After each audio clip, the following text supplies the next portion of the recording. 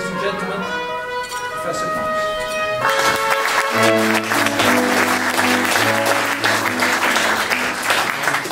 Ladies and gentlemen, thank you very much for organizing this gathering and for making it possible for me to introduce the book, which was titled correctly. It's quite interesting because the book was, the name of my book in Czech language was European Integration Without Illusion, but the British publisher decided to use the name The Shattering of Illusions, which is of course a total nonsense because I didn't have any illusions, so it was absolutely impossible to shatter my illusions in this respect. Nevertheless, thank you very much for this meeting, and you said that the parliamentary authorities made some problem here.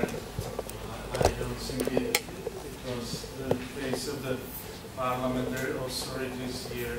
I'm absolutely sure it was Brussels. You know, it was the EU intervention into our meeting. Nevertheless, the book is here, and I think there are some copies there. The book was originally published in Prague last December, in Bulgaria in February, in Italy in August. The German edition was presented just 2 weeks ago in Vienna, and next Monday I will be in Madrid launching the Spanish edition. So that's just the description of the situation. The book reflects my frustration with the current situation in Europe. Nothing new for most of people. It discusses first the European institutional developments since the Second World War till the beginning of the Eurozone debt crisis. I consider most important the chapters devoted to the polemics with the excessively optimistic expectations of the economic benefits of territorial integration in Europe, and as well as chapters devoted to discussion of the undemocratic consequences of denationalization and communitarization of Europe. Those are two fields which are most interesting. All the available evidence, both the economic data and the economic measures implemented up to now, suggests that the economic future will not be easy for those of us who live in Europe, together with our families, children and grandchildren, and have therefore genuine, not only academic interest in its positive future. My country, as I am sure you know, the Czech Republic is part of Europe, a member of the European Union, and a non-member of the Eurozone. Those are the three maybe important characteristics. However, more than 80%, almost 85% of our exports goes to Western Europe, to a region which undergoes a long-lasting economic stagnation and an acute sovereign debt crisis. Even keeping our own freely floating Czech crown, we cannot disconnect ourselves from the rest of Europe. The Czech Republic is a textbook case of a small open economy, needs a healthy economic growth of our main trading partners to be able to grow, function properly. This is regretfully not the case. Such a situation did not fall from heaven. This is not an accident. This is, in my eyes, the result of the European economic and social system and of the European Union institutional arrangements, both of them. They both are a fundamental obstacle to any further positive European development, an obstacle which cannot be removed by cosmetic changes or even by more rational short-term economic policies. So the first part of the problem I see in the European economic and social system itself. It is more than evident that the overregulated economy, additionally constrained by a heavy load of social and environmental requirements, operating in a paternalistic welfare state, cannot grow. This burden is too heavy and the incentives to a productive growth are too weak. If Europe wants to grow, it has to undertake a fundamental transformation, a systemic change, some things we had to do 20 years ago in our part of Europe in the moment of the fall of communism. The second part of the problem I see in the European integration model. This artificial, absolutely unnecessary centralization, harmonization, standardization, unification of the European continent based on the concept of ever closer Europe is another fatal mistake. As we all know, it found its climax in the monetary unification of Europe. Its failure was inevitable. Its consequences, especially for economically weaker European countries, which were used to undergo unpleasant but adjustment-bringing devaluations of their currencies repeatedly in the past, were well known in advance as well. All economists who didn't deserve to be called economists had known that Greece and some other countries were doomed to fail, having been imprisoned in such a system. The benefits promised as a result of accepting common currency never arrived. The assumed increase in international trade and in financial transactions was relatively small and was more than offset by the costs of this arrangement. I always say in good weather, of course, I mean in economic sense, in good weather, even the non-optimal currency areas could function, as all kinds of fixed exchange rate regimes did for some time. When bad weather came, the economic and financial crisis at the end of the last decade, all the inconsistencies, weaknesses, inefficiencies, discrepancies, imbalances, and disequilibria became evident, and the monetary union ceased to function properly. This can't be considered a surprise.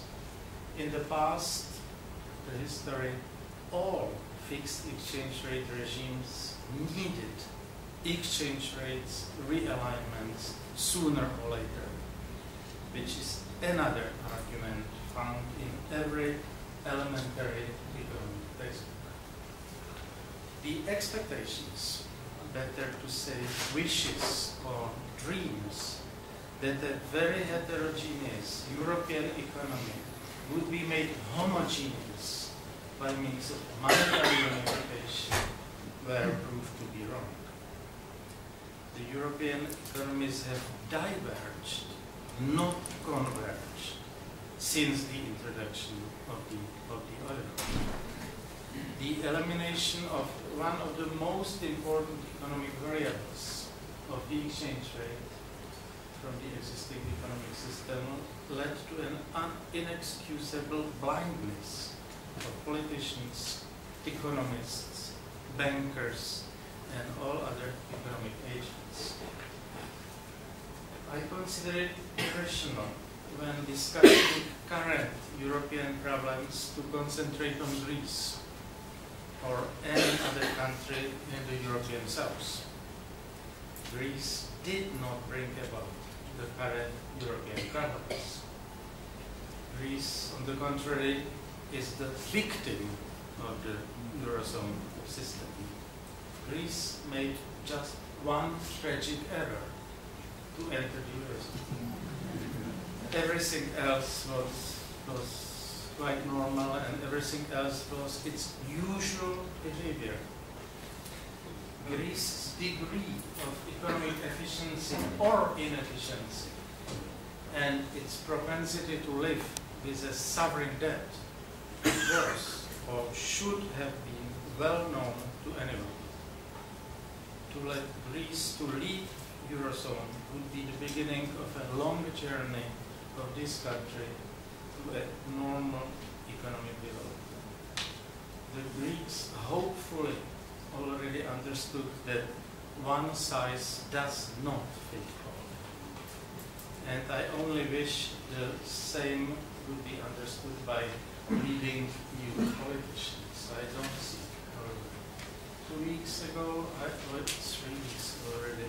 3 weeks ago, I was in Laos at an EU-Asia summit, and I enjoyed very much listening to the Spanish Minister of Foreign Affairs, who spoke about the problems Spain experiences just now, and made for me an incredible statement. Nobody warned us that common currency would have such unpleasant consequences. It's almost a statement which should be written somewhere. Nobody warned us. As I said, the European decision makers do not want to see all of that. Their way of thinking is based on an almost, and I can dare to say that, their way of thinking is based on an almost communist type of reasoning. Economic laws do not exist. Politics may dictate economics. People like me spent 40, 50 years of my life in an era when such a mode of thinking was dominant in countries of Central and Eastern Europe. So we are oversensitive. Some of us dare to express our disagreement with it already in the past. We were considered enemies then, and we are considered enemies now. It's very, very simple. There is time for a fundamental decision. Should we continue believing in the dogma that politics can dictate economics and continue defending the common currency at whatever costs, or should we finally accept that we have to return to economic rationality? The answer to such a question given by the overwhelming majority of European politicians has been until now, yes, we should continue. Our task is to tell them that the consequences of such a policy will be higher and higher costs for all of us. At one moment, these costs will become intolerable and untenable. We should say no. We should accept that we find ourselves in a blind alley, and in such a case, the only possible way out is the way back. There is no way out. As I said, what we need is a fundamental transformation of our thinking and of our behavior. Europe has to undertake a systemic change. Coming to such a decision needs a genuine political process, not the approval of a document prepared behind closed doors by a group of EU bureaucrats. It must arise as an outcome of political debates in individual EU member countries. It must be generated by the people, by the demos of these countries. There is no demos in Europe. There are just inhabitants of Europe. To conclude, we live in a crisis. The crisis is in Schumpeter's definition, and some of you may know that the famous economist Josef Alois Schumpeter, which is considered mostly an Austrian economist, was born on the territory of the current Czech Republic. So, in Schumpeter's definition, crisis is a process of creative destruction. You may know that term. Not everything can be saved or maintained. Something must be destroyed or left behind in this process, especially the wrong ideas.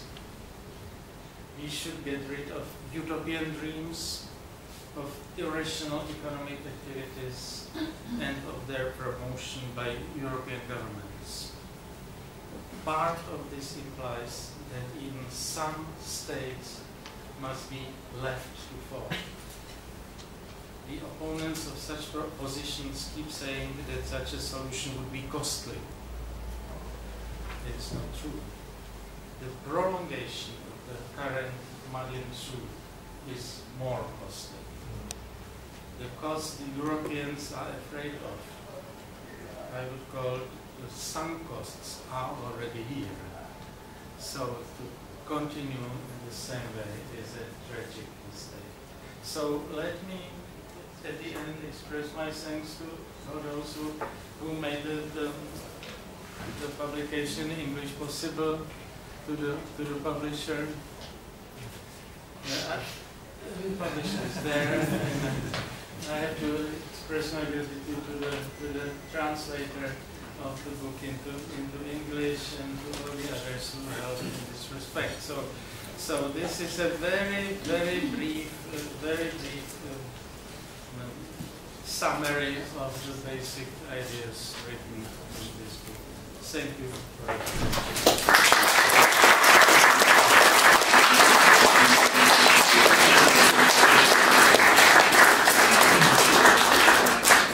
Well, thank you very much, Klaus. Can I have some questions, please? Yeah, Mark Pritchard. Mr. President, Mark Pritchard, Conservative Member of Parliament. Thank you very much indeed for that overview of your book.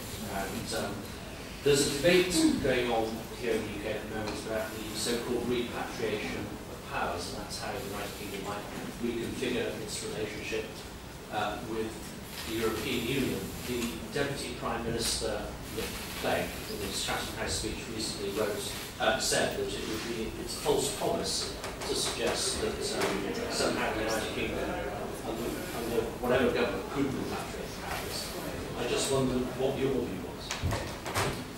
Well, I definitely don't want to be involved in the British politics. Yeah. And nevertheless, you know, for very egoistic reasons, my egoistic reasons, we need Great Britain to be in and to help us to fight all the irrationalities which are going from there.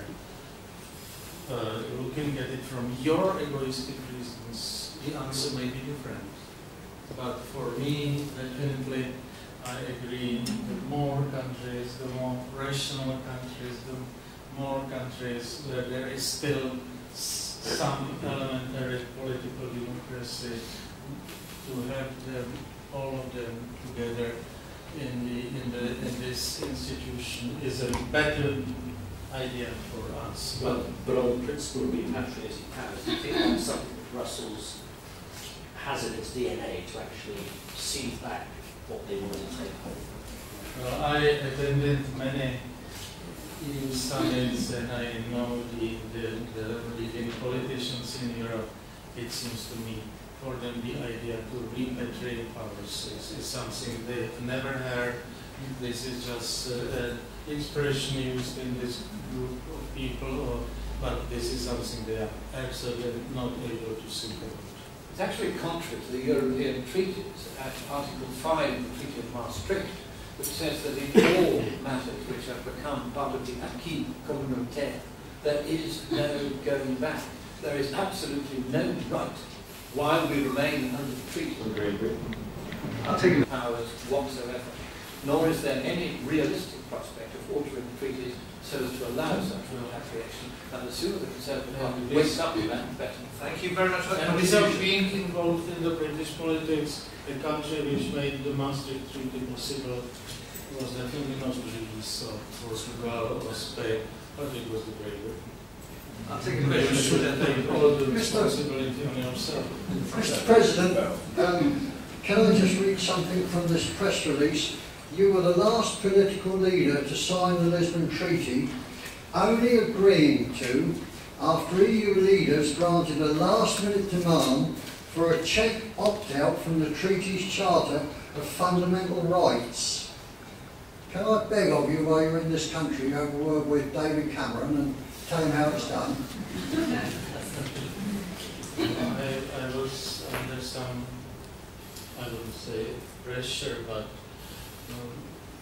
there were some expectations here in this country in the Conservative Party that I could prolong the signing of the Lisbon Treaty till the moment of the Conservative Party to win the elections, which of course is a wishful thinking. It was technically impossible for me to wait for that. So I don't know.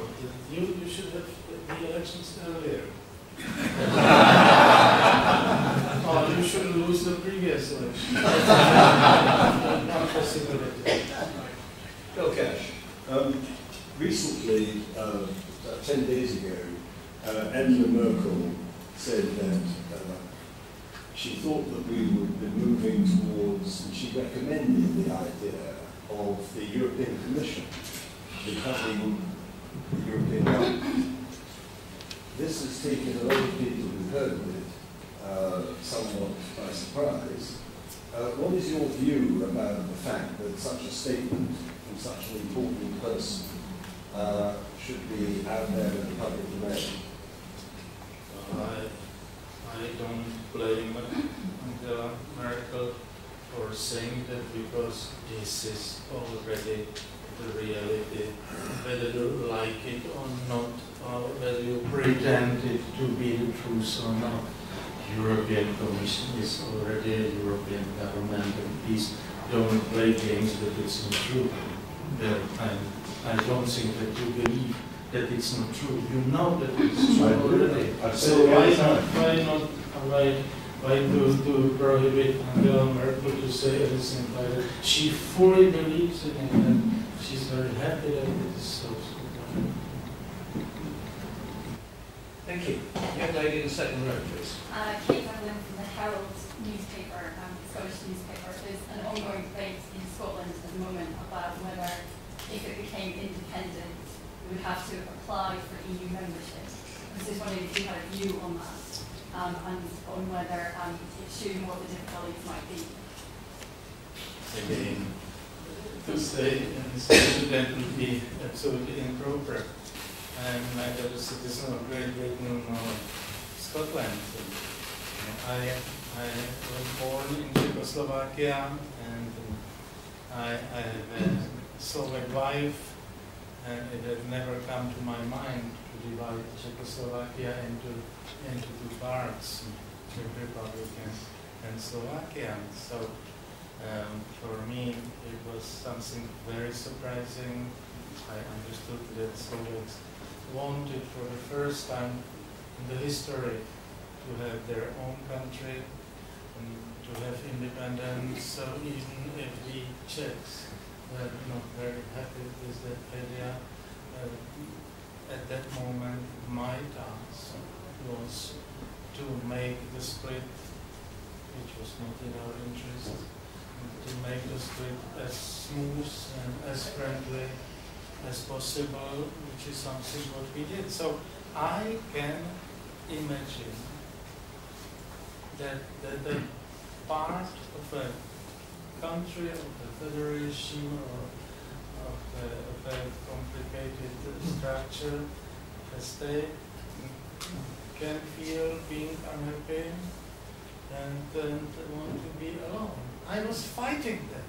I in Slovakia, too late. I introduced before the elections, 3-4 months before the elections, my ODS party in Slovakia, traveling, speaking on all the main square, public squares in Slovakia, to please let's stay together in a rational way. So I am the last one who would defend it. Nevertheless, I had to accept that this is the is of the people of Slovakia, that they want to be for the first time alone. That's my statement. I immediately, because I was orchestrating the split, and all the separatists in Europe came to me, and I was their hero. The people from Catalonia came to me, the people from Quebec came to me, and they considered me a hero. I said, I'm not your guy. I was just able, I didn't want destabilization of the country, and I understood very quickly that it must be done rationally, quickly, to let Madeleine Albright or Mr. Genscher or anyone else to help us and to tell us what to do, how to do, is absolutely crazy. When there is a problem in the family, to tell the husband that the wife is great and he should do something again, or the other way around, that's not the way. So we used to have velvet revolution, so we called our divorce velvet divorce, and it's better to have a velvet divorce than to in an unfriendly way. But this is no comment on Scotland. This is just my experience and my unhappiness with what happened in my country. But you did, of course, do it properly. There was a new currency. Part that thrown away. A proper separation. That's the two parties should have to. That's a good point. That's a good question. That's a good question, because we, of course, were afraid of the loss of our economic relations, and so we decided to keep the free trade area. We decided to keep the customs union, and we wanted to keep the monetary union. And I always argue that I'm an expert on the dismantling of monetary unions, because the dismantling of Czechoslovakia was not just a political dismantling of a political union, it was a dismantling of a monetary union, and I know what it means. We wanted to keep the Czechoslovak crown for the future, but after 6-7 weeks we understood that it's really impossible, and no one believes me in Europe, but to separate the two currencies was a simple administrative thing to do. You can organize it. You have to organize it. You can't do it in an anarchic way. You have to organize it. But for all the Czechs and Slovaks, the separation of the currency was a non-event. Non-event that people don't remember the next day. There's nothing, practically nothing happened. That I recently spoke with an Italian journalist, and he told me, well, but Greece is much bigger. I said, Czech Republic versus Slovakia was 2-1. Europe and Greece is 50-1 or something like that. So in this respect, it's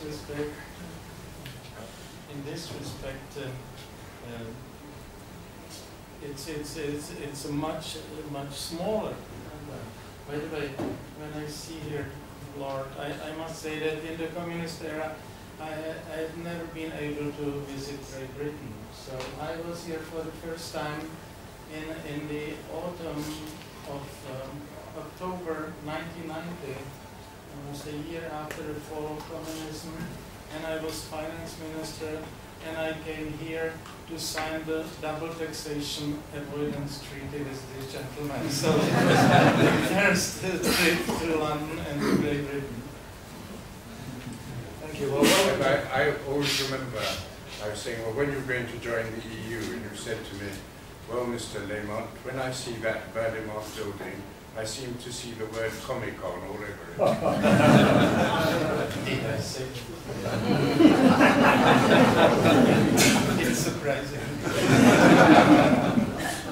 welcome to Lord Mont, and I should have welcomed Lord Pearson earlier as well. Okay, next up. Lord Pearson's got a question. Mr. President, just supposing that the Euro project does eventually break up, that they don't manage to continue kicking the can down the road forever, and every country ideally goes back to its own currency. Do you think that the failure of the Euro will be enough to stop the project of European integration, or will they continue with the rest of it anyway? Well, there are two questions. The failure of Euro, and the another question is the connection between the failure of the Euro and with the European integration as such. To the first question, well, I don't think that this is the rational expectations. We lived in a communist era, and using all the rational arguments, such a system was untenable and impossible to exist.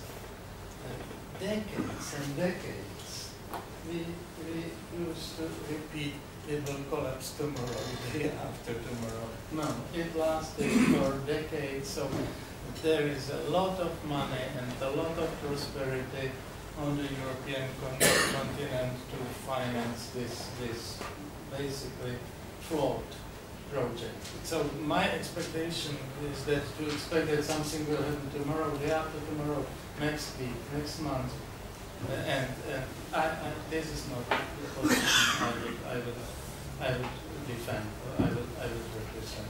I am afraid it would last. It's a stagnating European economy, a non-growing economy, losing position in the world economy dramatically, and so on and so on and so on. But I'm afraid it could last some time. About the connection between the end of the euro, which I don't consider as a realistic outcome. I can imagine that 1, 2, 3 countries would go out of the eurozone. The connection with the whole European integration, no. Okay, I think that a lot of political capital was invested in the idea of the European integration, and it will continue. To my great regret, but not as an analysis. Thank you. Gentlemen, the third row. Professor Richard Werner, Professor of Banking at the University of Southampton. Thank you for the invitation. Your presentation. You spoke the truth, you spoke very well, and many people are very grateful for you speaking out. You mentioned in your excellent summary that there is this problem in Europe that the supremacy of politics over economics is being postulated, and of course this is not how it should be. And of course, that basically, as we can see, there's failure, we have the crisis, and so it connects to the previous question really, because when you look at the propagators of this ever closer union, in their eyes, I fear, nothing has failed, and everything is going more or less according to plan. Let me explain. I mean, this is quite surprising actually, but that seems to be a description of how they see it. I developed various proposals on how to quickly end the banking crisis and the sovereign debt crisis in Ireland, Spain, Greece, Portugal. And I was actually invited to present on the 36th floor of the ECB headquarters in front of many senior people, also in Brussels, in front of representatives of all the European finance ministries, maybe 200 people. Did I get any positive feedback or interest in a solution that would end the crisis immediately and preserve the euro, which, like you, I think is actually not a good idea to preserve it, but it's possible technically. The surprising thing was there was no interest in it. And I've received statements since that the crisis is actually very useful in order to push through more of these political agendas that have been preordained towards further, closer European Union, and even now they say it's the introduction of the United States of Europe. It was very misleading because it has none of the checks and balances of the United States of America when it was founded. So how do you see that? That in a way we all agree it seems to have failed, but as you also said before, it seems to go on and it's just using these crises to even further accelerate this fast-moving train towards an undemocratic, centralized superstate. Thank you very much, Professor. I fully agree with you, and I agree with the idea that several points you made, but the first one was that the leaders of the EU still reject to accept that there is a crisis.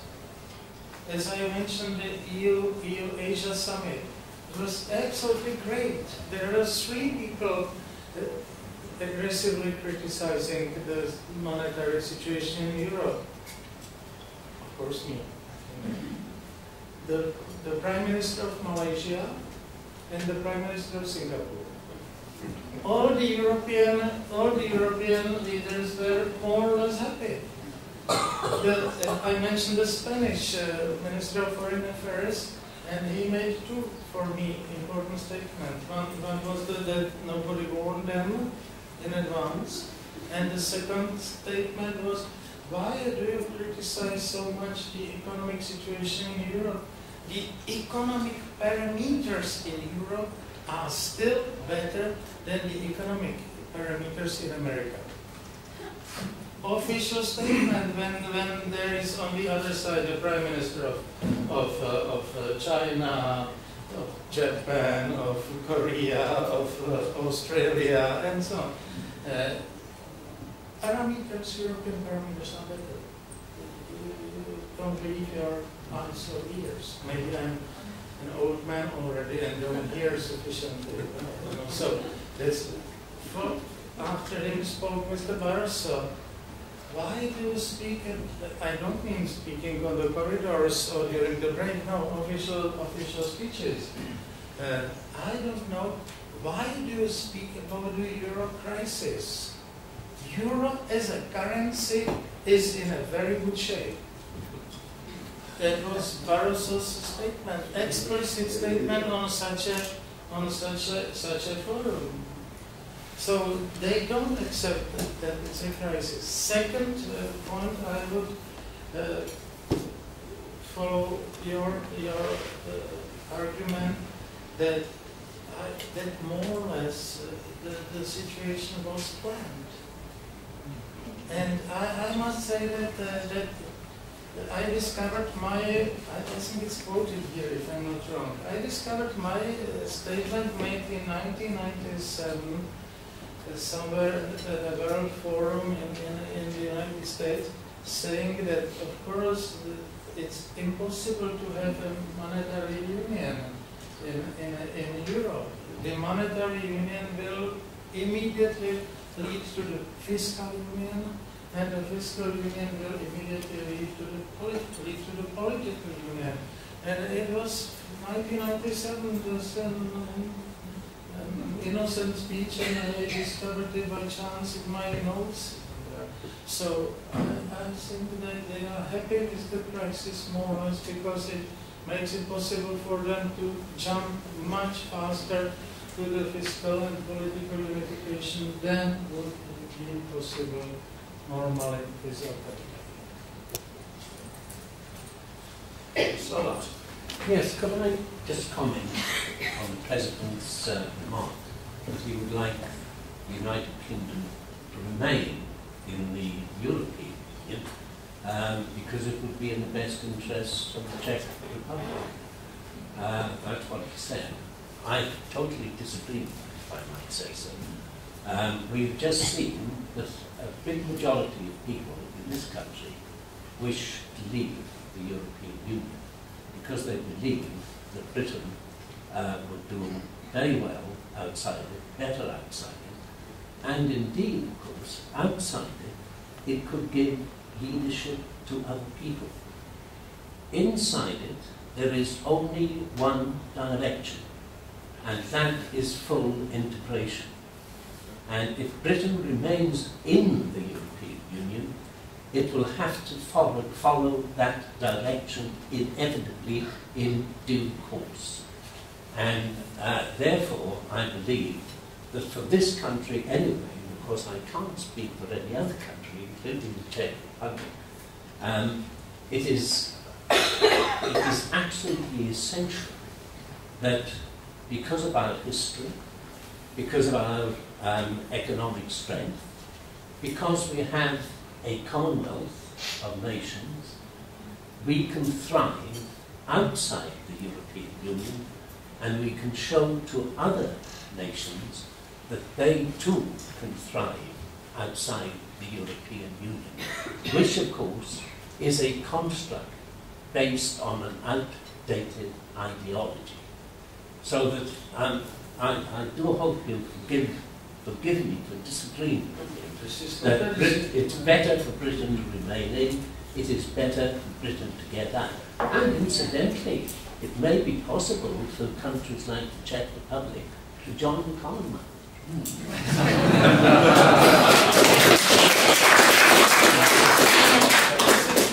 Disagreement with my views. I didn't get the question what I would do in Great Britain and what I would consider for the Great Britain to be the best solution. I was just saying that for me, the more countries are there in the EU, the better. To have a blackboard, I would draw a curve saying always that this is the degree of unification or integration, and here is the number of countries. You can imagine. I always draw such a curve saying with one country you can have full integration, with 5 countries less, with 56 countries much less. So for me, I'm in favor of enlargement of the EU till China, to Saharan Africa, and so. So this is my argument. On the other hand, when you go out and you could be a model for us to join in the future, well, in this respect, I have to say I'm sorry. You had a chance, your country. You had a chance to create a different economic integration in Europe, to continue with the EFTA, European Free Trade Area, and I would be very happy in the moment of the fall of communism to go on the barricades and to go forwards to the EFTA. I was not able to be happy with going into the EU. So you decided to enter the European Community. That you gave us no choice. In case of having 2 European integrations, so I would definitely be in favor of the other one. Next question. Yes, gentleman on the Mr. President, Sean Howlett. Obviously, you have spoken about how, obviously, when the Czechoslovakia broke up, obviously you have the monetary issue as well.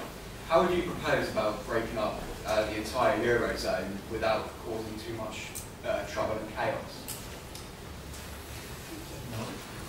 No, I'm not proposing. I, as a president of the country, EU country, I am not proposing here. Using this opportunity to propose the breaking up. No, that's not definitely not my intention here.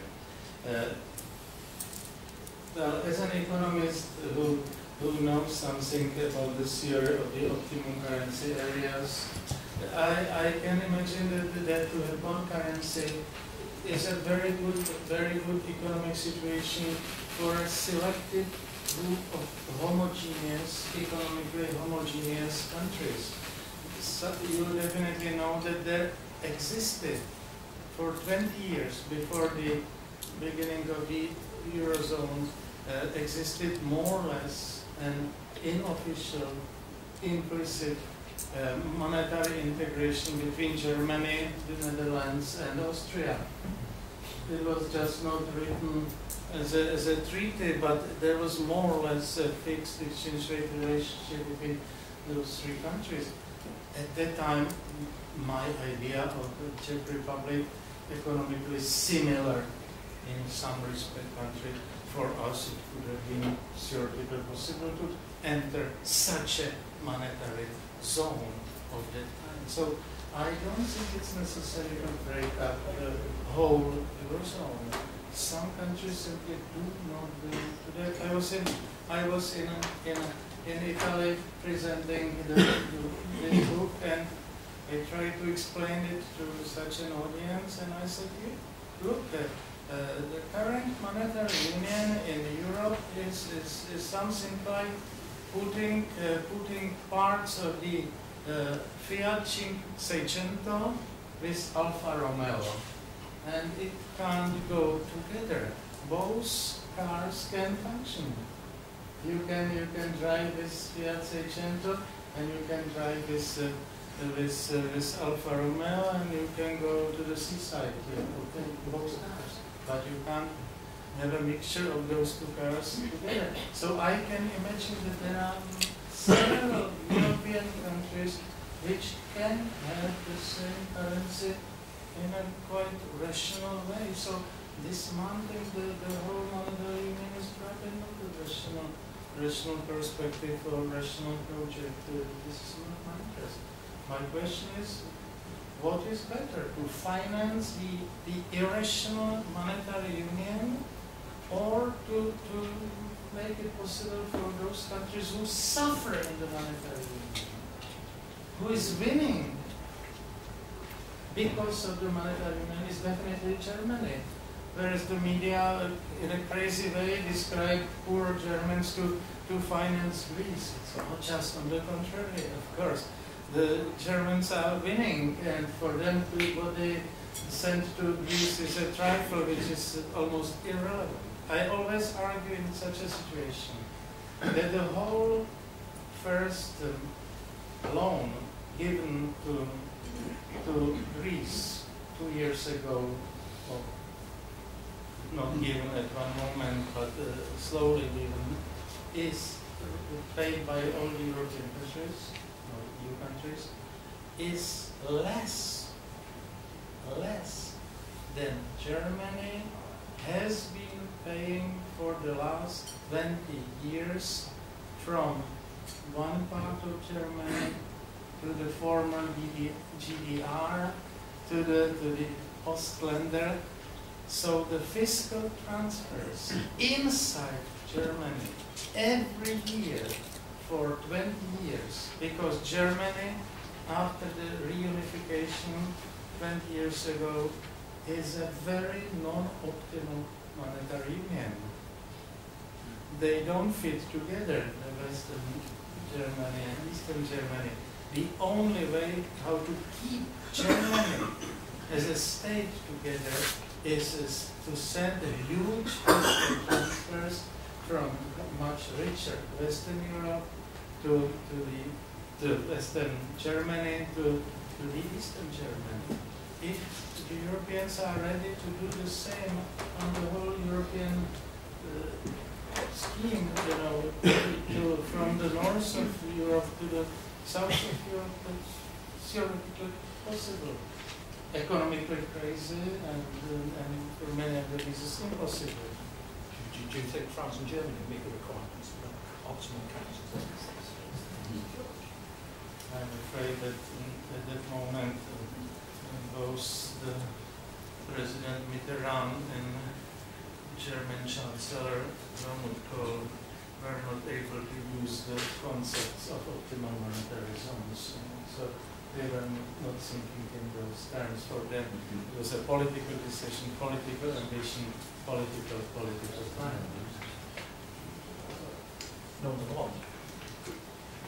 Mr. President, could I just ask you whether you're at all surprised at public opinion in peripheral Europe? One of the things that has surprised me is how they don't want to accept the austerity policy, but they still want to remain in the euro. And public opinion polls seem to show that in Greece. I find that quite surprising, really, that public opinion hasn't changed more quickly, or hasn't changed at all, really.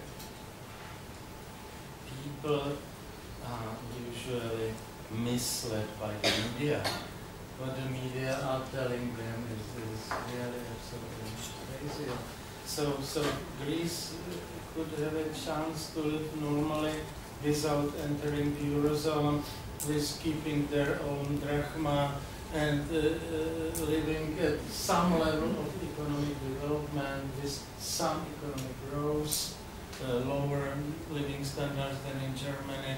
So Greece could do everything, continue their lifestyle, their way of life, but they shouldn't enter the monetary zone with Germany. That's the only problem.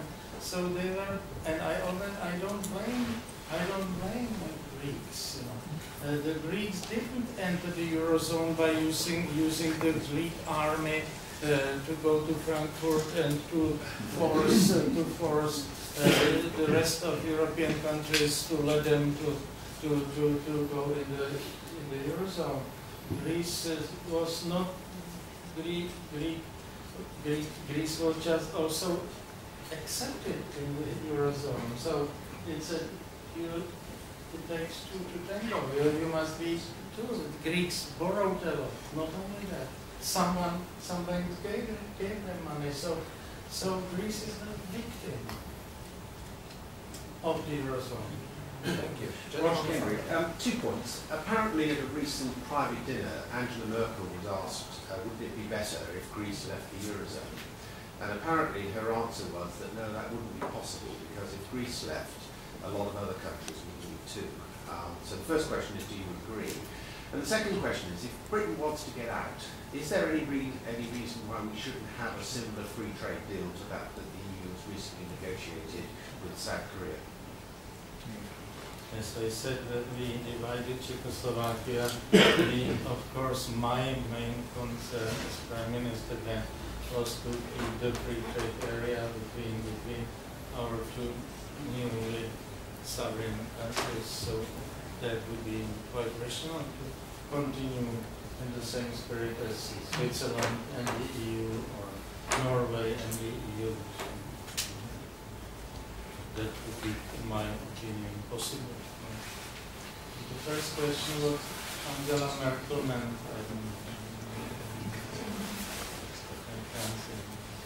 Will it also be a factor in mind that Greece did leave, there have to be recognition of various bad debts held by public authorities in the rest of the EU? This is not such a big problem. I think it can be settled. Again, I have to say that we used to have very similar problem in our country 20 years ago. In the moment when the Czech Republic looked much economically stronger than Slovakia, in the moment when it became clear that the countries would be separated, we had the same problem. All the Slovaks put their money into Czech banks. It's identical. It's the logic of human behavior. So nothing new under the sun. Nothing special with Greece. Thank you, gentlemen. Thank you, Mr. President.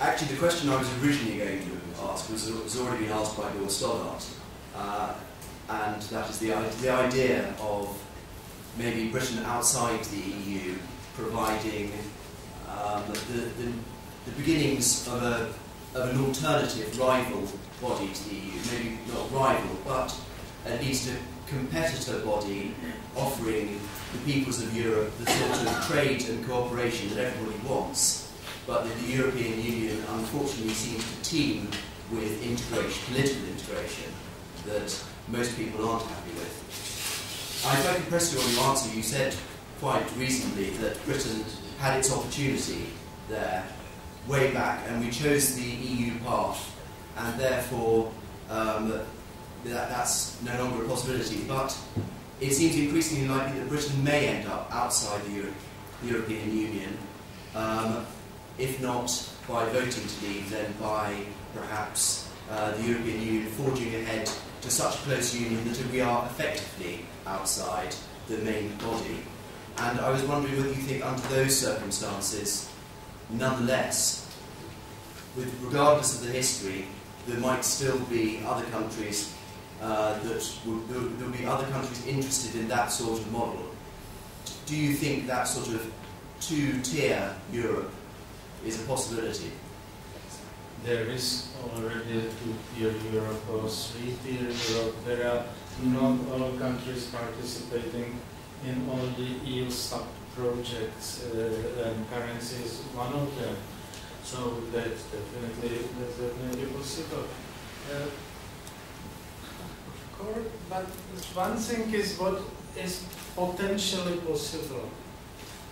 One thing is what, by making a wrong decision some time ago, what is almost impossible for a foreseeable future. There is no end of history. So I remember when I read some 4 or 5 years ago, Angela Merkel came to my office to Prague Castle, and after half an hour of official talks with the delegation, she asked me, and when do you plan to join the euro? It was in the year 2009 or something like that. Will it be before in 2015? I looked at her innocently and said, do you really think that the euro at the time was still exists? Yeah. So there is no end of history. But I suppose we speak about the foreseeable history in our lifetime or some. There are some young people here, but in a visible future, for me, I don't see this play of the EU. In the moment of the fall of communism, the slogans on the streets of Prague were back to Europe, implying that after 50 years of communism, we want to be again a normal European country, whatever it means. I was the first one who, in my country, started to say, well, back to Europe doesn't mean avanti into the European Union. But I must tell you, it was impossible to explain to the people of the country after 4 decades of communism. This subtle difference was impossible to explain in the 20 seconds questions and answers on TV. I'm afraid the same will be in your country, is formulating the questions in your referendum.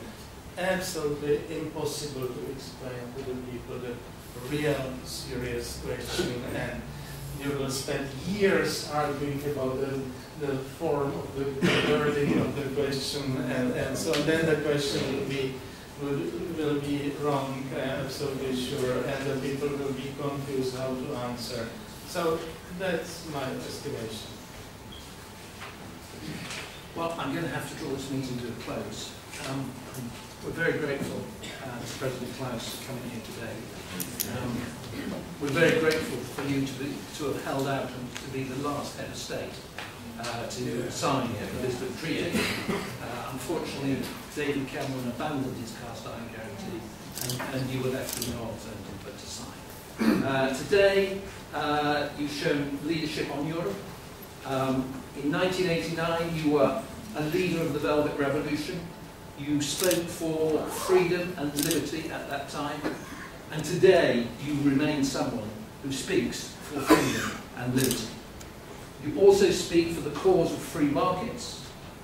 And you do that alone amongst the presidents and prime ministers of Europe. As we've rightly said in our discussion, Britain no longer has a strong voice in these matters because it is trapped in the integrationist direction and agenda. Mr. President, you have set an example. I hope that Britain will at some point, and its leaders will at some point, find again their voice and find their direction so that Europe can embark on a course which truly leads to democracy and prosperity. Thank you.